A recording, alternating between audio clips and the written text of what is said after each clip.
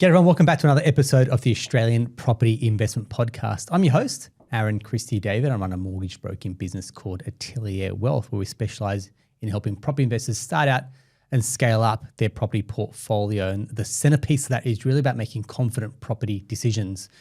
When it comes to making confident decisions, often a big part of that, you would have heard a lot of our guests in the past say they do a lot of work around their self-development, self-improvement, for example, and putting a lot of investment into their own knowledge and well-being. So I thought, off the back of being inspired by my daughter's book week recently, let's do a couple of books, which is all around money and mindset. Now, the reason why I say we want to look at a few books is because knowledge is power. And there's a great saying, they say readers are leaders. I say learners are earners. Mm-hmm. And one thing that we've done in our team, in our business recently, is go through Atomic Habits as a team. And I've just found the compound effect of sharing the knowledge as a team and what we've all learnt and sharing the insights. It's just been astronomical. So I thought, hey, look, why don't we talk about a few books that are really close to our heart, books that if you kind of want to improve your financial savviness, here's a couple of titles to check out as well. And I'm joined today, I'm really excited, Damien Walker, one of our gun mortgage brokers. G'day, mate. How you doing? Good, thanks, mate. How are you? Excellent, thank you. And Nate Condie, I won't say new team member because you've been with us for quite a few years, but I'd say that foray into mortgage broking more recently. So Nate was what we call a para broker and junior credit analyst, has now come up through the ranks and absolutely killing it. So pleasure to have you on here. Thanks for having me. Mate, excellent. So before we do kick off, I want to just stress that this is a general chat and not intended to give advice. So if you do need advice, please seek out a qualified professional to do so. Guys, I think we've had a chat and we're at the coalface of talking to a lot of clients who are maybe dealing with cost of living pressures. It's a different time. We've gone from seeing record low rates to seeing rates rise quite a pace as well. And it's really putting, I guess, the budgeting conversation front and center. It's like what's coming in, what's going out, and most people, I won't say shirk that conversation, but just go, oh, I'm not really sure. Mm-hmm. And you probably would have heard me say this before. I call it state of wallet equals state of mind. So when things are kind of going well from a money perspective, it shows up in the way that your view of the world is. Whereas when you're getting really tight towards paydays, and we've all been there, your view of the world's a little bit dim and darker. And you have that survivor mentality. One thing that I probably see between the three of us is where we are in life as well. Nate in your 20s, Damien in your moving to your 30s, and now me moving into my 40s. There's such different money stages, and it's that classic cliche. I wish I knew then what I know now, and I'd be in a much different space. So, how do we kind of fast track someone Nate in your 20s, your financial growth, that you don't have to make the same mistakes that people have gone before you? Exactly right. And when we were talking about these different stages in your life, the 20s, 30s, 40s, obviously 30s, looking back where Nate is now, remembering where I was at the time. Right. And I remember Bernadette, your wife, my sister, taking me through, sitting me down, giving me the Barefoot Investor, telling me a few tips and tricks to help, manage my money. Yeah. And now looking where Nate is, obviously at that same path, but so much more knowledge around him to sort of correct those, wrong mistakes that people do make a bit earlier on. Isn't it? And then I think when we said the word budget, you kind of went, well, hang on, dirty word. And take us through, Wayne, why does your mind automatically, no, I won't say it goes defensive, but it just goes, oh, I'm not really sure. Probably because I don't have one. Yeah. And more so because I am too, deep in the numbers when if something doesn't exactly match up with what I've budgeted for, I'm, on the back foot. Yeah. And I'm wanting to change it. Yeah. It's almost like when you're training and then you have a diet blight, you're like, that's it, it's all over. And it's like, well, hang on. It doesn't have to be perfect. You just have to make some progress. Yeah. And with budgets, I know that we're all probably financially better off for having Bernadette in our lives as well, which means I don't know why she's not on this episode, but we will get her back on for book review part 2. But I'd say that Bernadette, I've seen it with your own parents. For example, Bernie and I would go down to your parents' place on a Saturday morning and they'd pull out the spreadsheet with their mortgage repayments and Bernie would track their mortgage repayments going, guys, you got to start making more additional payments. That's right. And your parents were able to pay their home off in kind of pronto time, probably because someone kept them to account. Same with you, which was, hey mate, read the Barefoot Investor and get your bucket sorted, right? That was right. Yeah, that's exactly right. And look, I was very blessed growing up in that household where we were open with money. So we saw from a very young age, Dad would be very, you know, this is the money coming in, this is the money coming out, and this is the mortgage. Really, when you're a bit younger, you don't really take too much in at that time. But just being surrounded by people who talk about money like that, it's always been a blessing. So, yeah, seeing that firsthand, especially when you've got someone to hold you accountable. So even though Mum and Dad had a great budget, Bernadette stepping in and going, all right, well, let's review this every week, every month. Yeah. Let's see where you're at. You know, ultimate goal is retirement. Ultimate goal is no debt. Yeah. Well, let's work towards that and let's put a plan in place. Correct. Yeah, I can personally say that by Bernie managing our household budget, but most importantly, the business cash flow. Yeah. We probably see this time and time again, you know, small businesses that's probably what they are doing. They've got great businesses, but it's the financial mismanagement that comes along with that as well. You know, it's quite often, you know, their tax debts, for example, or cash flows hemorrhaging, for example. That's probably something that Bernie's been really vigilant on in this business, going the financial health will then ultimately dictate this the business's performance. And we make decisions from a much better place financially as well. I guess the centerpiece to that, the piece de resistance in our business would be what we call the 13-week rolling cash flow. So what that means is we're looking at the cash flow, what's coming in and what's going out in the next 13 weeks, and where is it going to go red at some point in the future, and what do we need to jig around from expenses. We did the same thing with our household, which I know that Ben's going to take you through that as well. Ben's probably done that exercise with yourself. He's going to take you through that as well, right, Nate? And I think that's a really good alternative to a budget, because a budget, what you're saying is it's too static, and if something comes up, my spreadsheet doesn't account for this, whereas a cash flow over the next 13 weeks will go, hey mate, look, you might have a boys' weekend away coming up. That's going to burn $1,000 in the back pocket, for example. Yeah. Well, why don't we just budget for that in the next couple of weeks rather than it hitting like a bit of bill shock as well, yeah? Yeah, for sure. Yeah. And it's always going to be easier because, Nate, you know, starting fresh, not too many expenses, you know, start now. And then as your life goes on, you grow and grow and grow. Yeah. And then, I mean, that's talking into something called lifestyle creep, right? And if Isn't it? You haven't started young and you have unmanaged expenses, soon it's quite hard to control and it's quite hard to reel it back in. So, yeah, starting young, getting that going, it's always going to be beneficial. Isn't it? Atomic Habits nailed this part, and I think we spoke about it as a team. I think it's the Diderot effect, whereas it was a really great analogy. So if you're not comfortable if you're not aware of it, I'll put a link into the show notes as well. But it said, gave an analogy about this old philosopher. He bought a brand new robe and then everything else looked out of place. So he upgraded everything in his house. So now, you know, the robe didn't look out of place. And we see that time and time again. I mean, you look statistically, when people buy a new home, within 6 months, 60% will buy a brand new car because now that old car looks out of place. You buy the brand new furniture, now the rug looks out of place, and it's that lifestyle creep. You tend to upgrade and upgrade and upgrade, for example. And if you can kind of be aware of that, awareness is one part, and then making sure that you're kind of keeping yourself in check is another part as well, yeah? And what about you, ACD? For you're in your 40s now. Yes. So you're in a different stage to Nate and I with the family. How does that, I mean, because Nate, you're managing yourself, I'm managing myself and my partner. Yep. Nothing too major. Yeah. You've got a partner and now 2 kids. Yeah. How do you find that? Yeah, I think there's a tendency, right, which is when you go out, you're a little bit flippant. You know, it's a cafe will cost us no less than $60 if we're doing breakfast, for example. Now, $60 in isolation is cool.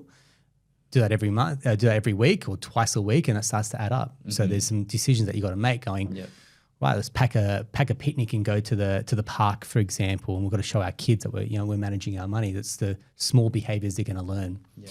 You know, we've got a decent sized mortgage and other debts for investment purposes. And it's like, right, we've got to play the long game here. Yep. And yes, the ego for me sometimes shows up where maybe want the newer car, right? And I drive a much older car these days, partly because the kids trash it. I'll blame them, but the ego, and it's delayed gratification for me. I'm like, I've got to play the long game.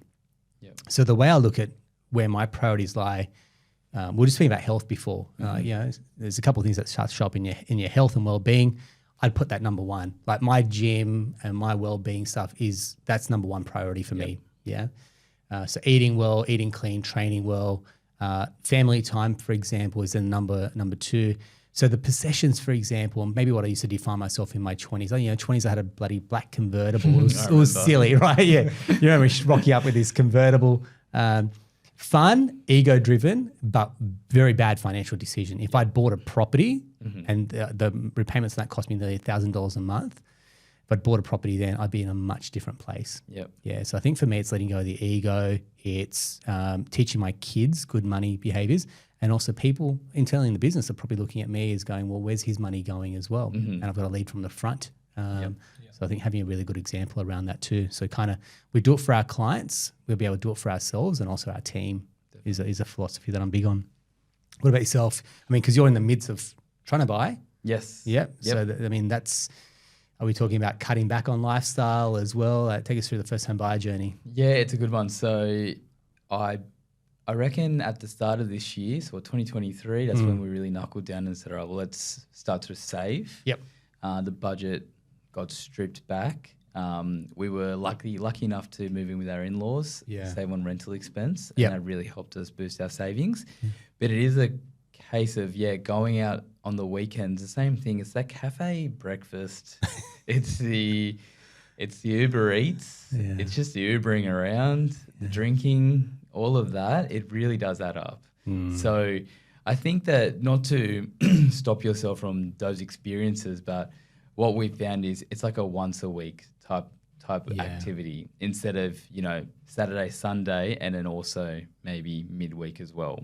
So really that's where we, doing your shopping, making sure you're doing your shopping on the Sunday or whatever your day is, planning your meals so you don't get trapped in the whole nothing to eat, let's go and get takeaway. Yeah. So that's probably a big one. But those types of changes we've definitely been making, and the end result is for us to have a higher deposit and to get a property. Yeah, well said. So there's no greater desire to save than when you're trying to buy your first home. Like you will make every single sacrifice possible for the greater good, right? And then I guess for Nate, fortunate living at home, expenses are low. That probably means that you have a level of, let's say, unaccountability, but you probably got a level of easiness about what's coming in and what's going out, right? For sure. And this book has kind of taught me, which we'll get to in a bit, the Barefoot Investor, I'm sure. Yeah. Kind of now's the time to put plan into action. Because as you said, I don't have a budget. Getting on top of it now. So when I am in, say, Damien's position, I'm ready. Correct. Can you imagine what a property, 10 years, I mean, they say probably may double every 7 to 10 years as an average. Can you imagine buying a property in your mid-20s, late 20s, and then having that double by the time you get to, say, Damien's age? It's blows your mind when it's scary when you think about it. We see that with our younger investors, Trinity, Matt in our team. If you check out that podcast, we'll put a link to it as well. Young team member, 2 properties under her belt, and you go, mate, where she's going to be at my age is almost scary, isn't it? If she keeps on that path. So I guess one of the other episodes and series that I watched recently that kind of got me really thinking about this, which has sparked this conversation, was How to Get Rich series. It's a guy called Ramit on Netflix. And what he's doing is taking couples and putting money in the conversation, which is quite often this is not what we speak about as a couple. It's unsexy. We put it to the side. And we've got very, very different money patterns or behaviors or approaches to money, right? So that got me thinking. But one of the big parts in there that he mentioned was, I mean, I looked at his net worth. He's worth over $25 million, so he's not short of a quid, but he still rents in New York. And he doesn't buy. And I was like, that's interesting. And he even talks about it, going, most people will judge him for not having bought his home in apartment in New York. He prefers to rent, but he invests the property. I was like, I do feel like the American market is different to the Australian market, and we were speaking about this as well, definitely. Right? Yeah, well, and if we're talking about New York City, God, that's an established property market. Yeah. I think I was speaking to a buyer's agent the other day. We were talking about, where Sydney is right now, and it's getting to the point where people are finding it unaffordable and a little bit, scary how high prices are going. But if you look at places like Hong Kong, Singapore, New York City, they're very, very established where prices continue to increase. And sometimes buying in those areas are quite hard. Isn't it? Even for someone with 25 million, you're probably outlaying a lot of that wealth into one asset, which doesn't really make sense if you're going to diversify. Yeah, but I guess there's one part that I can say from a home buying perspective is having that security. Rent money is not dead money. Yeah. And yep, we could have invested. We went down the path of rent vesting, but at some point it gets to a point in your life where you go, hey, we really want to put down roots. We don't want to be at the mercy of a landlord. Yep. We want to own something. And you look at all the statistics around long-term wealth building, having your own paid off, and that security means that when we get to retirement age, we're not worried about being kicked to the curb or having to sell our investment properties, because we all still need that roof over our head. And I think other markets, Europe have it, America probably has it. You can have longer lease terms. Yes. You can negotiate quite a few years, for example, whereas Australia's 1 to 2 years, and then they're going to jack up the rent. If you don't like it, you can leave it, and then you've got to try and find somewhere, especially when you have kids, you'll be in the school catchment. You're trying to minimize that disruption as well, right? So there's no real wins off the back of that. So let's get into some books. We spoke about, Nate, I'll probably get you to start if you like. You mentioned about the Barefoot Investor. Yeah, so I've got the best-selling Australian book of all time, supposedly. So it talks about, I guess, the 3 stages of investing. So planting the seed, watching the seeds grow, and then harvesting. Yeah. For me, the main thing is planting the seed, where I am now, getting it, I guess, in a position where I can put some habits into place.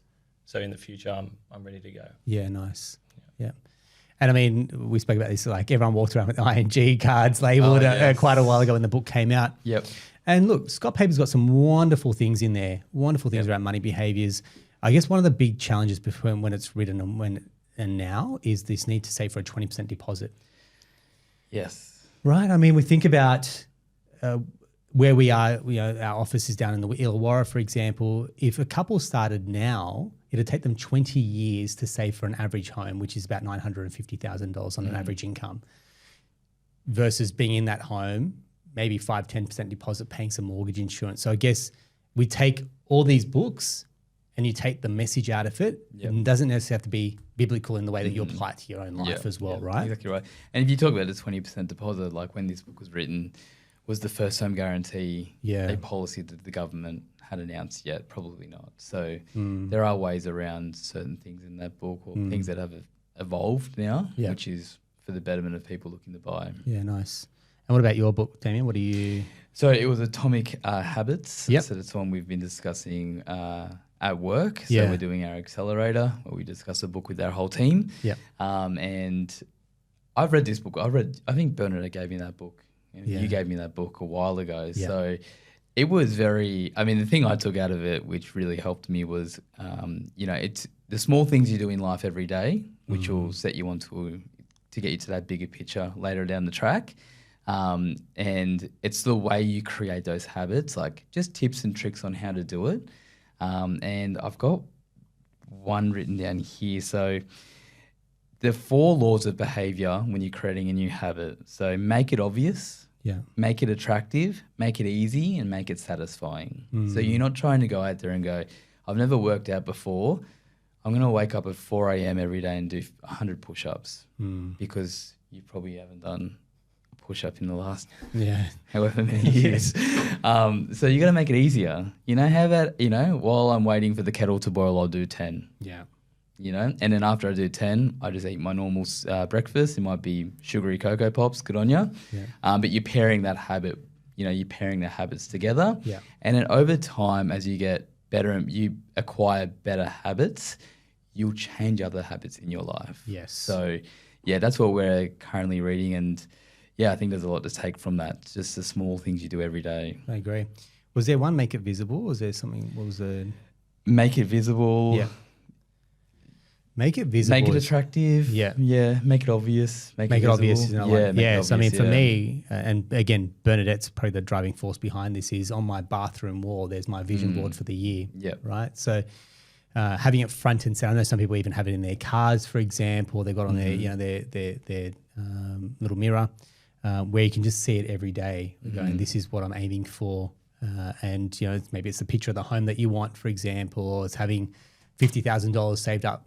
But if it's like you're seeing it daily, it's just going to keep feeding your brain with this is what we're working towards, this is what we're striving for. And also, like, if you can get someone else in on it with you, so very accountability, that's probably the biggest life hack. Isn't it? If you've got someone else working towards that same goal and you can hold each other accountable, it's pretty hard to fail. Yeah, at you that can point. negotiate with yourself. When Yeah, you're very solo. easily. And we see this all the time with people. We call them going, how's your savings for your deposits going? Had a blowout, took a holiday, now I'm back to zero. It's like, guys, come on, stay the course. And the book even talks about it, like just being 1 degree off course. I think I talked about the airplane, like ending up in a completely different location.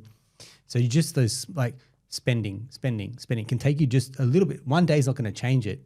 365 days will definitely change the trajectory in the course that you're on as well. So there's no, if you fall off 1% one day, it's easy to go back, but you take it over a week and over a month, bad habits will lead to bad decisions, and that creeps up into like totally being off course. And now you're like, I'm not sure how hard it is to get back on track versus just trying to stay close to being on track as well. One book that I've fallen in love with a long time ago is The Richest Man in Babylon. This is a nice tale, for example. It's a bit like The Alchemist, another book that I've loved. But this just kind of gives you a bit of a fable, for example, around money habits. One thing that I loved in here is, when you're asking, you're not going to the butcher for financial advice, for example. It's like you pick who you're going to. Like they're picking out the richest person, asking for their financial advice. And that's what we're talking about, like money mentors, for example. That's why we're bringing people that have built larger portfolios, because what they're telling us is it's a mindset thing. If I can do it, you can do it. They're not saying they're any special than anyone else. And that's one thing that I really enjoyed about this book. And I got recommended to this guy when we were on this holiday in Thailand, and I feel like that's the book that's the conversation that really changed our financial path as well. There's a couple of books here. I've got Kosh's Money Plans. Think and Grow Rich is a classic as well. If you can sink your teeth into that, that's a great one. We've got The 7 Habits, which I feel like there's a really strong personal development, but again, it talks about start with the end in mind. And that's, again, if you're applying that to buying a home or investing in property, what are you looking to do long game wise? And then how do you bring that back to what your next step's going to be? There's A Simple Path to Wealth, which is great. The other book, which I don't have here, but I think is highly recommended, and you jump on YouTube and get the download, which is The Psychology of Money by Morgan Housel. Now, this one here is it's a recent one that's come out, but I've seen plenty of reviews. That's on my book list to check out. So I'll probably get that reviewed next time as well. So what else have you? Well, I was going to talk about the Babylon. Yeah, let's go for it. The Richest Man in Babylon. So yeah, there is a story. I think he went to the brick mason to get advice on buying jewels. Yes. And obviously it didn't pay off. I think it sold stones or something, right? It sold like a fake. Yeah, it was just like, why did you do that? Like, you're going to lose your money. So the same thing. It's like maybe you're at your workplace and someone's telling you about buying property somewhere. Or buying cryptos. Crypto. That's probably a better example. Buying crypto is the big one. Yeah. They don't know anything about it. You don't know anything about it. Everyone's reading headlines. Speak to an expert. Speak to a financial planner. Speak to a buyer's agent. Seek advice from professionals or people with experience, because there's a lot of charlatans out there as well. So just nothing be against careful. crypto. People have made some great money off the back Great of money. it. If it's your poison, go in on it. Don't have to go all in on it, but just do your research. Yes. Do your research. Yeah. And Kiyosaki, we've got a couple of Rob Kiyosaki books here. He's kind of the godfather when it comes to investing. So if you just think about kind of filling your head with some good quality information, for example, it can be this podcast. There's so many other great podcasts that when you kind of go, it's a cluttered space, right? Finances and property. What some of the books that I didn't put here, and for just cause, is when they say simple or the easy guide to. I'm like, investing in property is not easy. It's just not. It takes time. It takes diligence. It takes major risk, because it is financial outcome that you're looking for. But ultimately, what I feel like a lot of these books will boil down to is make more money. So invest in yourself and try and grow your talent. So make more money, spend less money, and invest more money. Yep. Yeah, that's pretty much it.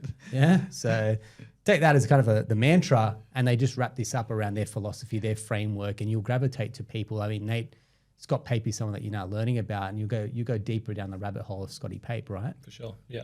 Yeah. There's one little parting comment that I want to share with people, and I feel like this is when we start to talk about people about saving for a deposit and being an active or trying to buy an investment property.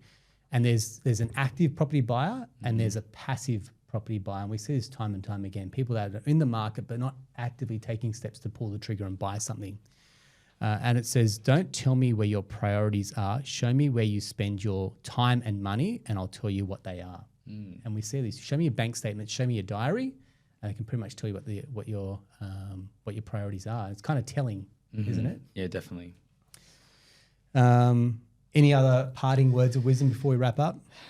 No, I think we wrapped it up pretty well. I think, make more, spend less, invest more. Yeah, it's very true. That's what all these books are about. Yeah. Find who speaks to you, find the voice that you gravitate to, and try and apply those habits. Yeah. Nate? That's it. If only it were that easy. Mate, we agree. I should have mentioned this at the start. If you're listening to this episode, you may want to jump on YouTube or our video version of this and actually see what we've got here. As well, the three of us jumping on. And if this episode has resonated with you and you want to talk to us about a couple of books that we've got or some insights, we're all ears. We're here to help, and we'd love to talk shop with you on some of the books that we've got. I know that we constantly give away books, so any authors that we get to come onto our podcast, we always ask for a couple of copies to give away. So Damien's also got a really great hack around Spotify, you mentioned. Yes, that's right. So with some of these older books, like The Richest Man in Babylon, there were a few others on there. Type it in the book name and type in Audible book or audio book, and you'll be surprised some of them come up for free. Yeah. Yeah. So you can listen to the book. If times are tough, we've borrowed books from the library as well, so it's a great way to access knowledge. So you don't have to buy the books, for example, but sometimes you can get the resources for free. That's right. Yeah. And it's a different episode, but I really hope you've enjoyed this. We're kind of talking money, mindset, and some really great titles that we've read. And if you've got a money book that we haven't covered that you'd like to see here, or you want to share that's made an impact on your life, please feel free to reach out to us, drop us a comment, or even better, leave us a review as well. And until next time, take care.